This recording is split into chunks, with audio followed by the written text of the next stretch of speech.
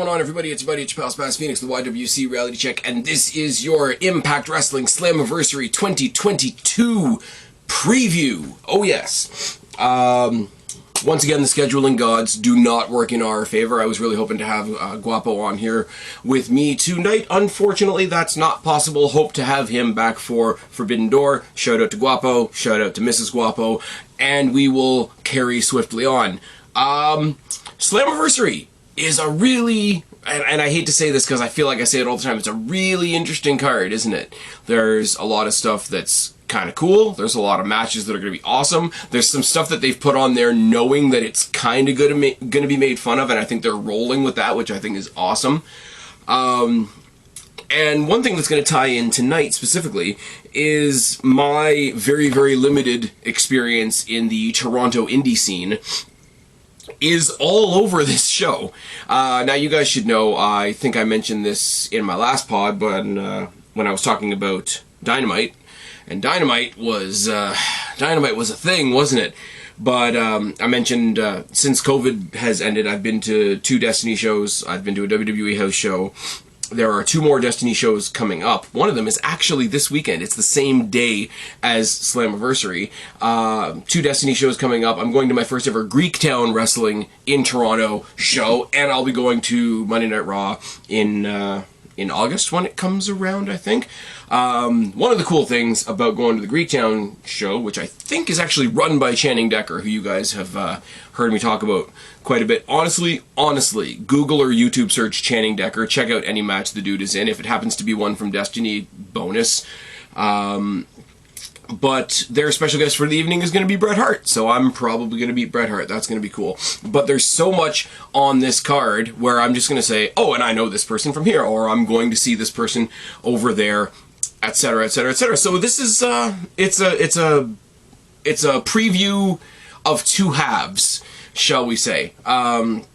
One thing I should say that I'm kind of excited about, because I've never seen him in person before, is somebody that I was introduced to by Impact, when Impact was sort of hosting the ROH guys for a bit. I mean, we still have Honor No More, but like the actual ROH brand and the titles and whatever, I've moved over to AEW and moved over into Tony Khan land, is the show that I'm going to this coming Sunday. It's at the Vaughn Pizza Festival, and it's part of the festival, so the show itself is actually free, and the main event is one of our guys, Tariq. I think I've only ever seen him written with a single name. I don't know if he's got a last name, which is terrible, but he's going to be at the Destiny show at the Vaughn Pizza Festival, taking on current reigning defending ROH champion Jonathan Gresham. Now, I do find it a little bit hilarious that Jonathan Gresham, the ROH champion, is going to be represented at Destiny, but Jonathan Gresham, the ROH champion, has not been on AEW programming since Battle of the Belts, when he took on, what the hell's his name? Peacock guy with the boys. Dalton Castle, there we go. Who's another person that I saw first at Destiny. Oh, this is going to be a fun show, is it not? One thing I want to touch on, and I sort of hinted at this during the Dynamite review, there is a rumor of a pending release in WWE. Very important release, very impactful release of somebody that I personally have a lot of respect for. So you know I'm not talking about Sasha Banks. But apparently Paige, Saraya Knight, is actually officially cutting ties with WWE. Apparently it becomes official around July 7th. But, you know, people have negotiated this way and that with contracts before and whatever. As much as I think she could, if she is ready to wrestle and confident in her ability to wrestle and not hurt herself, because that's priority 1, there's a lot of people that would say, oh, you know, X person just leaves WWE, they should go to AEW. I think Paige in Impact Wrestling would be a lot of fun. I have to imagine that the touring schedule is a lot less rigorous, because they do like either a pay-per-view or one of their Impact Plus shows, and then the next day they tape like the next 3 or 4 weeks of programming, and then you've got a big lag in the middle. So it would be like a part-time schedule for somebody that is, you know, not 100% with the next stuff. But also, I do still think that she has enough sway and enough name value that she could bring some of that to Impact. I think it could be a very mutually beneficial situation. I know social media has been buzzing, as they say, that Gail Kim has made very public overtures to her. I know Jordan Grace is another one that's made several comments or mentions or whatever you want to say. I think it would be a lot of fun. I think if you have her in there in such a way, like, to do whatever she can do and maybe stay away from what she shouldn't do. I mean, you don't want to put her in a Monsters Ball match anytime soon. She probably wouldn't be one of the guys, you know, or one of the ladies crossing over and wrestling with the guys, like a Jordan Grace or somebody like that. I don't think that's the kind of thing you necessarily want to play with, but I think Saraya and we'd have to get used to calling her Saraya. She said it in her social media statement. One of the things she's actually, you know, sort of bummed about is saying goodbye to the name Paige, because she's been Paige for so long. And that's kind of a thing. We joke a lot about how WWE renames people, but Paige, fuck, was she like barely not a teenager anymore when she was in NXT, you know, actually starting the women's revolution along with Tenille Dashwood, who's on this card tonight, so it ties in very nicely. And then, yeah, the Four Horsewomen came along after that, and Charlotte's awesome, and Becky's awesome, and Bayley's awesome, and Sasha is Sasha. But yeah, I really want to know, for those of you out there, I know not everybody's a fan of Paige. I know she's not everybody's cup of tea. What do you guys think? Do you want to see her wrestle at all? Do you think she'll show up in AEW? Do you see sort of what I see, where it could be more of a mutually beneficial situation between her and Impact? I'd really like to know. Let me know down in the box below if you're watching on YouTube or Rumble, and if you're listening on Spotify or iTunes. There's all my cheap plugs in one. Go to Twitter, at Spaz Phoenix or at Spaz Phoenix 1, and let me know what you think of that. I think it could be very, very cool, or at least maybe a backstage role, trainer role, creative role. Like, there's a lot of hats. I mean, look at all the hats she wore in WWE after she wasn't wrestling anymore. She did the GM thing, and then she was going to manage Mandy Rose and Sonya Deville, and then she was doing what was that show on Fox? WWE Backstage, where they had CM Punk for 5 minutes, and you know, he changed the culture, except he didn't really, but it is what it is. I just thought that was interesting. In the midst of all the negative news, and like I say, I talked about the negative news on the Dynamite review, I really don't want to do that again. In the midst of Vince getting Me Too'd and Trasha Skanks probably getting released from WWE, and all the injuries that are plaguing us right now, Punk stuff, Cody stuff, Orton stuff, potentially Bryan stuff, Cole stuff, everything to do with the Jeff Hardy situation, which you guys know as a fan sort of breaks my heart a little bit. To have a little bit of a glimmer of something potentially positive that could benefit Impact and benefit a wrestler that I have a lot of respect for, aka not Sasha Banks, I think that'd be really cool. Plus, I want to play a little bit of a drinking game. If Mercedes Varnado shows up in AEW, who does she injure first? Let me know down in the box below. Let's get into this card. Let's talk about the kickoff first. The kickoff is one of those things that, where it comes to bite me in the ass, that I don't catch Impact every week. I finally gave in and subscribed to their YouTube thing. I think it's like $1 a month or something like that, so I can actually watch the show, because no channel up here in Canada has it. I usually waited until the weekend, and then I went on Bolly Rules, because you can get pretty much anything on Bolly Rules. But it was really hard to catch up and be motivated to catch up when anything that you wanted to know was already spoiled and all that sort of thing. And especially like tonight, where I'm trying to do a preview when you haven't seen the Go Home show. And like I say, if it's myself or it's myself and Guapo saying, hey, just so you know, guys, we haven't seen the Go Home show. But yeah, I missed a little bit because I missed a few weeks of programming, but Matt Cardona technically, I guess, lost the Impact Digital Media Championship at a Wrestling Revolver show. Now, somebody can tell me in the box below what a Wrestling Revolver show is. That'd be just great. So apparently Rich Swann won it. Cardona wouldn't give him the belt. Now Cardona's injured. Did he injure himself in NWA or in GCW or something like that? Somebody tell me down in the box below. But he still has the belt. He surrendered the belt that's not his anymore to his buddy Brian Myers, and they're going to fight for the title on the kickoff. So Rich Swann, who's already the champion, is fighting for the belt. Brian Myers, who's got the belt, is fighting for the championship. It's interesting enough.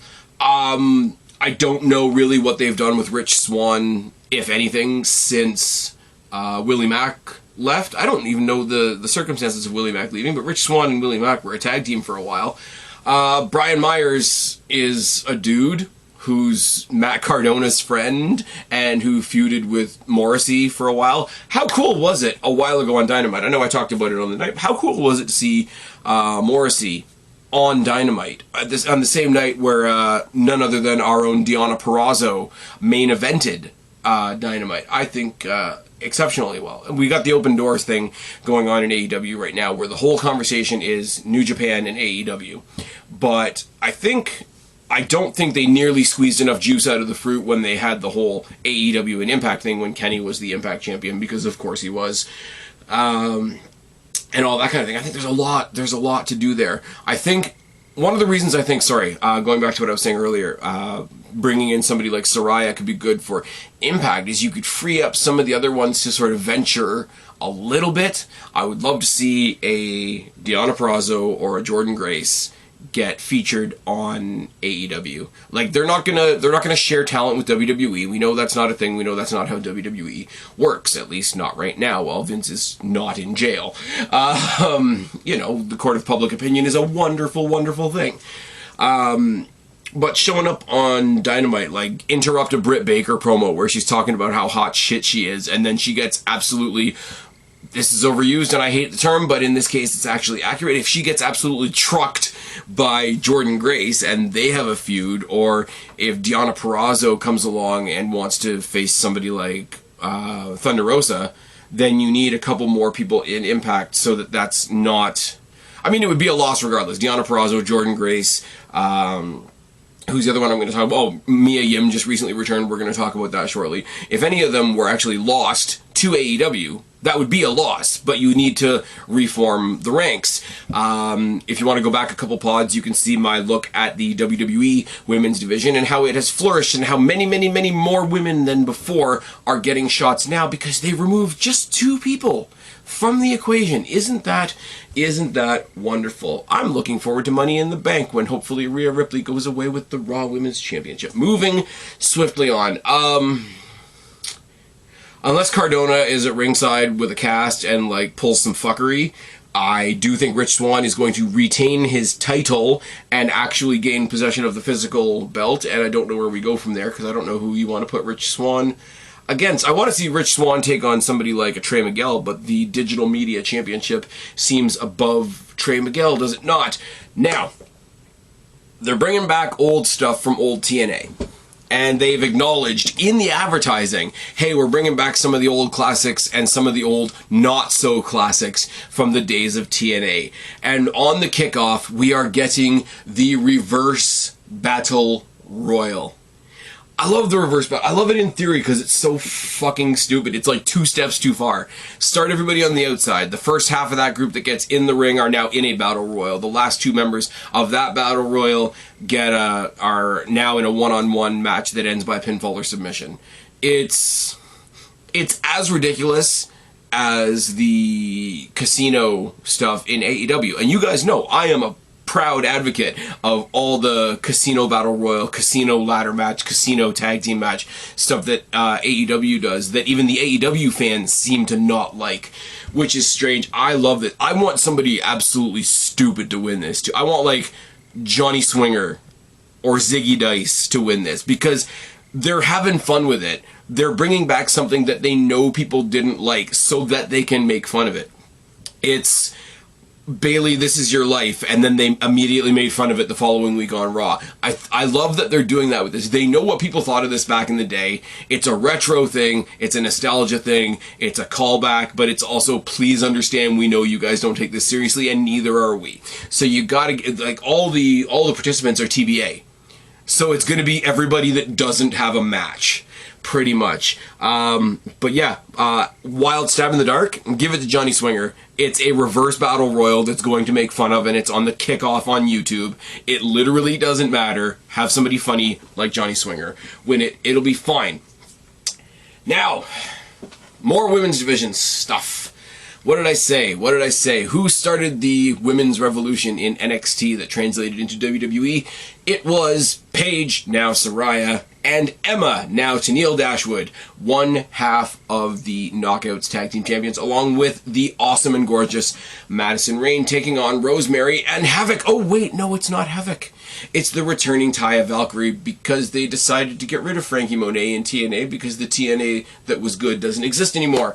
Apparently, Havoc tried to impress the Influence. This is another thing that I missed out on, I'm not gonna lie, but it left Rosemary without a partner. We've told the story of Rosemary getting double teamed by the bullies in the Influence, which is fine. I would have loved another, honestly, I would have loved another straight up the Influence versus Decay, but Rosemary's awesome, and the oddball tag team of her and Taya Valkyrie will be fun. Apparently, watching this week, just before we came on the air, they named themselves Ragnarok, which is awesome and also a Marvel thing. I'm gonna go with Rosemary and Taya Valkyrie, or the team of Ragnarok, over the Influence, because the Influence are really good at being pissy heels when they lose. They're not... Here's the thing. An obnoxious gimmick has to be really obnoxious, and they're less obnoxious now that they don't have Caleb with a K. They're backing them up. I don't know why he left. I just saw that there was a thing on Twitter one day that he was leaving, and he thanked everybody, and it was all very... On the surface, it seemed all very amicable and all very sort of good to go. So, as weird as this is to sound, before the match, it's Madison Rayne and Tenille Dashwood's job to turn up the obnoxious to underline what I think will be a win by Taya Valkyrie and Rosemary. Now, want to see people die, right? I said Channing Decker from Greektown and Destiny, guy you guys should all check out. The first match I ever saw him in was a hardcore match against fucking Moose. He put Moose through a door. It was fun. Moose, I was about to say tonight, not tonight, on Slammiversary, is taking on Sami Callihan in a Monsters Ball. Because why not? Sami Callihan is also somebody I saw in person. I think it was... Who was it? One of the Destiny shows that was actually in a different venue than the Don Kolov. I think... Oh, I'm going to get this wrong. I think it was Mustache Mountain versus Sami Callihan and Josh Alexander, but I could be wrong. Anyways, Sami Callihan's crazy. Love Sami Callihan.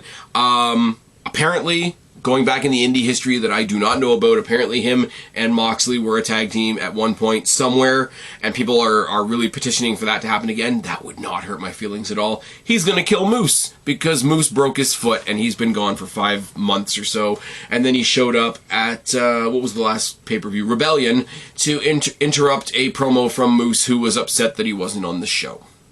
They're gonna die. Sami Callihan's crazy, and Moose is big. That is the story here. And they're going to be in a Monsters Ball where they're stuck in isolation, kayfabe-wise. They're stuck in isolation for an hour in the dark before the match starts, and then it's a no-holds-barred, you know, Sami Callihan match.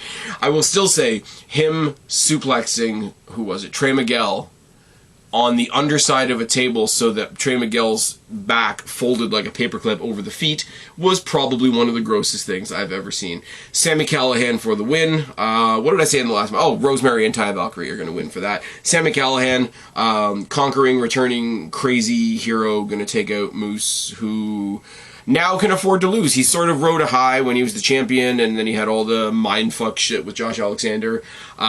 He can now be the guy that lays down and welcomes back Sami Callihan. That'll be just fine. Honor No More, taking on the Impact Originals. This will, as always, excuse me a second. This will, as always, be fun. But you have, and all due respect to the late great Brody Lee, this is the same problem that WWE had with the Wyatt family for a little while there. We've got a cool trio here, or a quartet when they added in Braun Strowman, depending on how you want to look at it. So now let's just keep throwing groups of 3 or 4 at them. That's how you got, like, John Cena, Sheamus, and Ryback versus the Wyatts. That's how you got any other combination.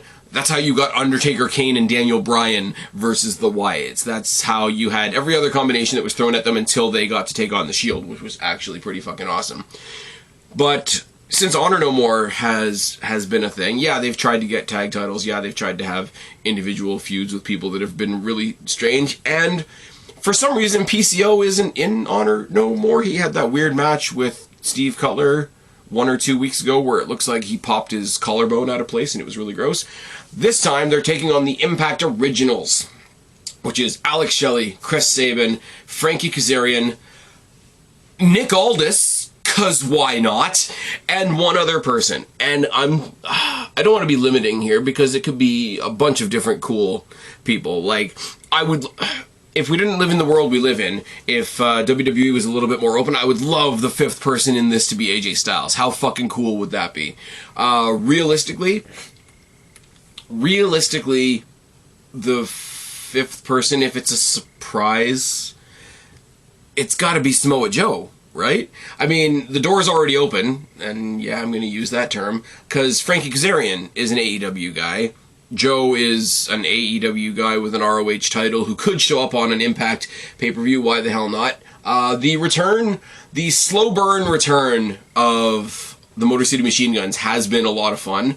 Nick Aldis, for reasons that we'll talk about later.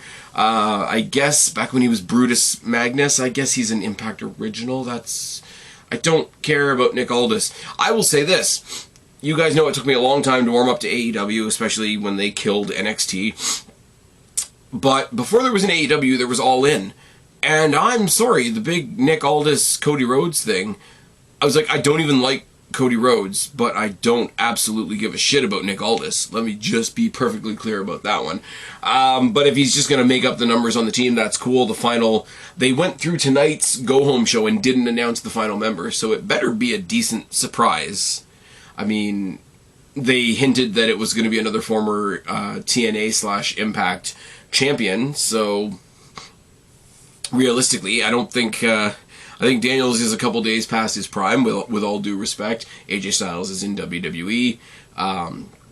What's another original you could go to? Are they going to go to Abyss? No, because doesn't he still work backstage at WWE? Jay Lethal's a heel right now. Eric Young is a heel right now. I literally, like, Samoa Joe is the only name that sticks out in my head, and I'm going to be wrong on this. I'm going to get myself all excited thinking that the final member is going to be Samoa Joe, and I'm going to be wrong, and that's going to piss me off, but it is what it is.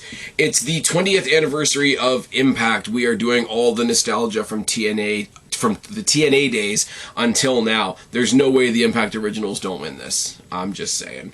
Briscoes versus the Good Brothers. I don't know who wins this. They're going to beat the shit out of each other. My now limited experience watching the matches with the Briscoes is that they are crazy. Everybody else that knows who they are, who I asked about them, said, well, watch them, they're crazy. And so far, they've done what it says on the tin. Awesome. Good Brothers, it becomes a larger Bullet Club story, and here's the thing. Here is the thing, and it's interesting now that Jay White is obviously going to be involved in the Open Door pay-per-view there. If we're going to have a tag team going after the tag team championships at a pay-per-view representing the Bullet Club, I'd rather it be Jay White and Chris Bay. I know that's not the tag team within the faction, but I like them as a team. And it's nothing against Gallows and Anderson, but Gallows and Anderson are Gallows and Anderson who've been there in WWE, who've been there in Impact, who've been there for a couple brief spurts in AEW when Kenny stuff was going on and whatever. And while they are very good, not taking anything away from what they can do in the ring, they do kind of feel like furniture. And that's not great. It was, spoiler alert, it was Jay White versus Chris Bay tonight on Impact, and I believe it was a non-title match, and I don't believe it had a finish. Okay, carrying on. Queen of the Mountain match for the Impact Knockouts World Championship. First ever Queen of the Mountain match, which means they're bringing back the King of the Mountain match. So for those of you who don't know, 5 participants. It's a reverse ladder match. After we've already had the reverse battle royal, instead of climbing the ladder and grabbing the belt, you have to climb the ladder and carry the belt. To do that, you have to get the belt from the referee. To be eligible to get the belt from the referee, you have to pin another one of the opponents in the match. When you've been pinned as one of the opponents in the match, you go to the penalty box for 2 minutes. I'm not kidding. Again, it's ridiculously fun. I have seen a couple of these. I watched TNA back in the day. There is a reason that Christian tried to get a hashtag started that said Spaz paid for Bound for Glory. I like it because of how silly it is. I like it because of how potentially physical it is. It's a ladder match. You got the cage in play, which can be something they can play with. The referee is constantly carrying the belt around, so you've got an additional weapon with the belt. And I'm sorry, other than the current champion, Tasha Steelz, who can go do one for all I'm concerned, you got Chelsea Green, Deonna Purrazzo, Jordynne Grace, and Mia Yim. Chelsea Green ain't gonna win it. Mia Yim would be really cool. It would be really a great way to sort of like punctuate her return after being in NXT. And I'm sorry, the only time I ever saw her on a pay-per-view going for a women's championship, it was against Shayna Baszler, and they were not the best match on the card. They were not the best women's match on the card. That went to Candice LeRae and Io Shirai. So if Mia Yim is going to get a shot at the Impact Knockouts Women's Championship, that'd be cool. Jordynne Grace is in a funny spot because she's tied it up a lot with the dudes. She's won some of the dude championships. She could do the Tessa Blanchard thing and be the next woman to go for the Impact World Championship. It's so good, and the way they presented her is so good that she is a woman in the women's division who feels like she's above the women's division, and I think that's awesome. I think that's absolutely awesome. But I wouldn't mind her being the champion at the same time. And Deonna Purrazzo isn't awesome in the same way, but she's awesome in the fact of, like, while Jordynne Grace feels like she's above the division, Deonna Purrazzo is the top of the division. If that makes any sense at all. Deonna Purrazzo got robbed so we could make Mickie James feel good about herself for a while, and then that all went to shit when we sacrificed that to give it to Tasha Steelz. A couple of other elements to bring into the forefront here. Tasha Steelz obviously has Savannah Evans in her corner playing her Diesel, which is nice. We've got the story like we always do in multi-person matches where two people try to team up, and that's Chelsea Green and Deonna Purrazzo. And for reasons, and I'm pretty sure this is why Nick Aldis is in the match that he's in, Mickie James is outside serving as the special guest enforcer. Because of course she is. I don't know, at least she's not in it, is all I can say. I'm going to narrow it down. Mia Yim would be nice. It really would. And it would make my heart go pitter-pat. But I am going to say this is going to come down to Deonna Purrazzo and Jordynne Grace. If Tasha Steelz walks out with that belt, I'm going to shit in my hat and wear it, and you guys won't see it because you guys don't see my face on the pods anymore, which is really unfortunate, but that would also be really, really gross. I hope Savannah Evans takes out Mickie James to start off the match, and then we just like, hey, this is a cool enough match. The 5 women actually competing in the match are cool enough women. It's a cool enough match style. It's a fun enough match style. You don't need Mickie James taking up space and oxygen in the corner. No, you do not. What else is Impact Wrestling known for? The X Division. What is the X Division known for? The Ultimate X match for the X Division Championship. Now, Ace Austin, who is right now in Japan participating in... I'll get it. Don't tell me. Give me a second. Best of the Super Juniors. Oh, yes. Now, apparently, he had an altercation with Alex Zane. Alex Zane, who was... What the hell was his name? They gave him some stupid name for the 5 minutes he was in NXT. Ace Austin, also the next current member of the Bullet Club. That could all tie in. But yeah, Ace Austin is going to be back from New Japan, or from wherever the Best of the Super Juniors takes place. He's going to have an immediate issue with Alex Zane because apparently they fucked with each other over there. Jack Evans, formerly of AEW fame, I wonder if he's going to bring Angelico with him, except, oh wait, Angelico's still just floating in purgatory on AEW. Trey Miguel, who's awesome and who I saw at Destiny first when he became the Destiny Next Generation champion, Speedball Mike Bailey, who signed his contract for Impact in the middle of a Destiny ring with Scott D'Amore and Jordan Grace and Josh Alexander. Kenny King representing Honor No More. I'm not gonna lie, I kind of want Mike Bailey to take this. That's about it.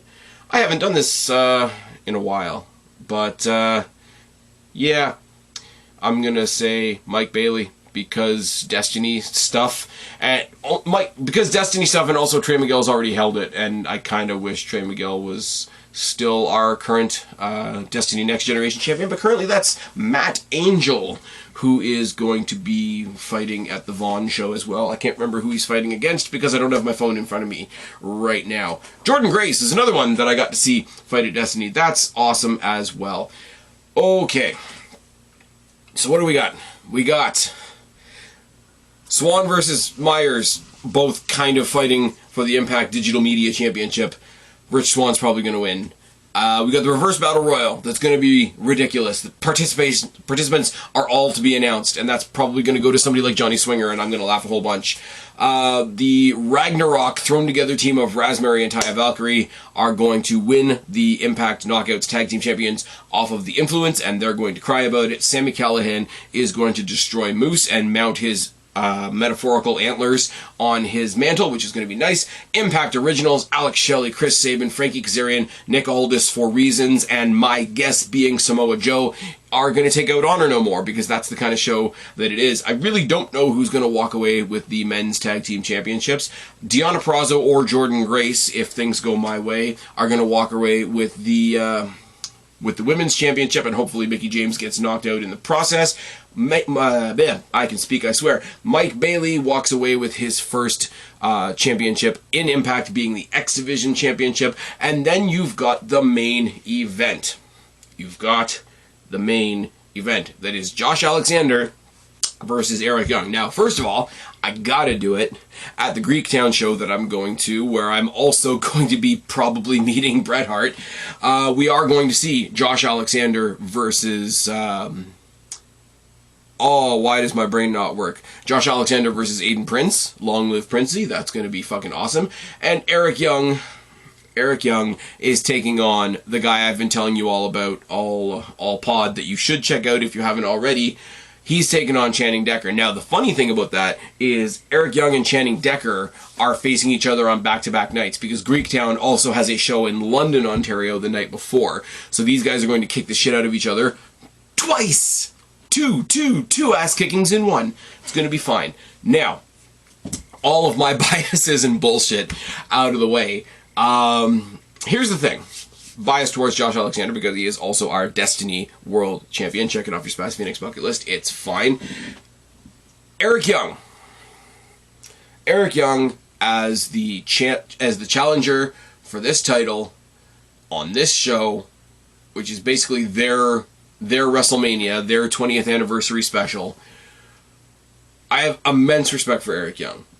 I think Eric Young is probably one of the hardest working guys in wrestling, probably one of the most underrated guys in wrestling. His DNA is stitched into the DNA of TNA. Sorry, I'm going to steal that from Matt Morgan, but it's absolutely true. The guy's a fantastic wrestler. The guy's a fantastic psychopath. He played a good dork in what did he start? He started in Team Canada with Scott D'Amore and a bunch of other people. He did the whole Super Eric thing. He did the I'm going to be the women's tag team champion stuff with ODB. He did the League of it wasn't the League of Nations, it was something else, but he did that whole thing. He did the masked wrestler gimmick with Curry Man and Shark Boy, and that was fun. He has been the TNA/Impact champion before. There's not a whole lot that you could say about Eric Young that I'm going to argue with, but yet, in a million years, if you had said to me, this awesome new figurehead of not only Impact, but in my opinion, Canadian indie wrestling in general, Josh Alexander is going to carry that title into not only Slammiversary, not only their version of WrestleMania, but on the 20th anniversary show and defend that championship, who do you think he's going to be defending it against? In a million years, and this probably makes me sound like an asshole, I never would have predicted Eric Young. I never would have predicted Eric Young. And that's probably bad on my part, because the match is going to be fantastic. The two guys are intense as hell. Obviously, Eric Young's got Violent by Design in his corner. I'm hoping that there's going to be some sort of storyline reason for those guys to be taken out of the equation early, so these guys can just rip the piss out of each other. Josh Alexander, who I've gotten to see wrestle a lot front row in my face in person, was already intense enough, twice as much so in his pursuit of wanting to be the guy that won the title back for the company from Kenny Omega and having that stolen away from him. Twice as much so after that, after all the psychological mind games and wars with Moose.